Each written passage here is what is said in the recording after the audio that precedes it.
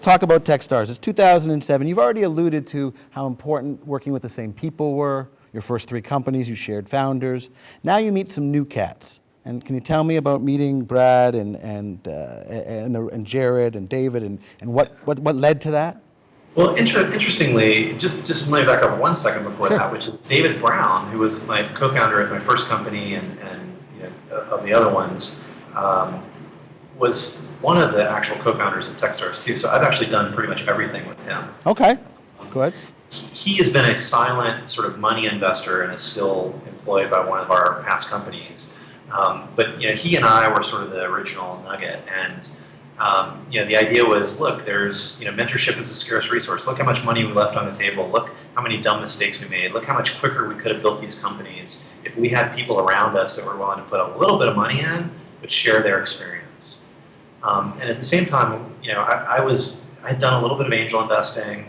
I really enjoyed it because it was good mental exercise. It was a way to give back to the startup community and to work on things that were just fun and different and to help, right? And that's what a lot of entrepreneurs who have some luck and some success want to do. They just want to work on cool stuff and help make it successful. So that was the impulse. The challenge was at that moment in time, in a town of 100,000 people here in Boulder, there wasn't that much startup activity in the internet space, which is what I was interested in. And so the idea was, can we combine a better way to angel invest, meaning mentorship-focused angel investing rather than dollars invested in a coffee shop, really hands-on. Can we combine that with our community and have more interesting deals here so we have to get on fewer planes? Right? So that was the context. So what you're telling me is you didn't want to fly outside to find deals, so you were going to have the deals all move to Boulder. As much. We didn't want to have to travel constantly. I mean, to be an angel investor in a small town that doesn't have a huge startup ecosystem is a losing proposition in general. I think you have to be where a market is. So, you need to spend time in markets that are vibrant, right? You might also invest at home. So I was willing to do both, but I wanted to change the ratio, right?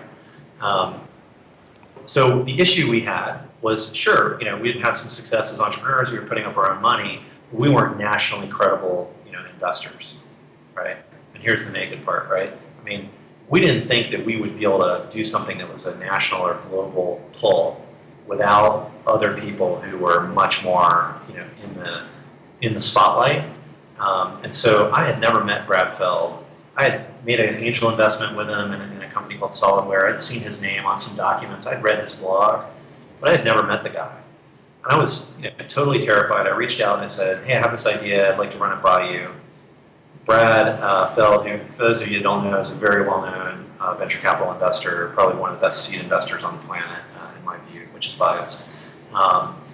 He was a guy that I thought, if we can get him involved in this thing, it'll give us a new level of credibility and awareness nationally to attract people to Boulder. So I got on his schedule and I met with him on what he calls a random day, which is a practice that I do now. 15-minute meetings all day long with anybody who wants to come talk to you. I don't care what you want to talk about. I was one of those people for him. It took me 3.5 months to get that meeting. I had a 15-minute meeting where I pitched this idea, and 10 minutes in, he said, okay, I'll invest. Right? And so that was how I met Brad in that context.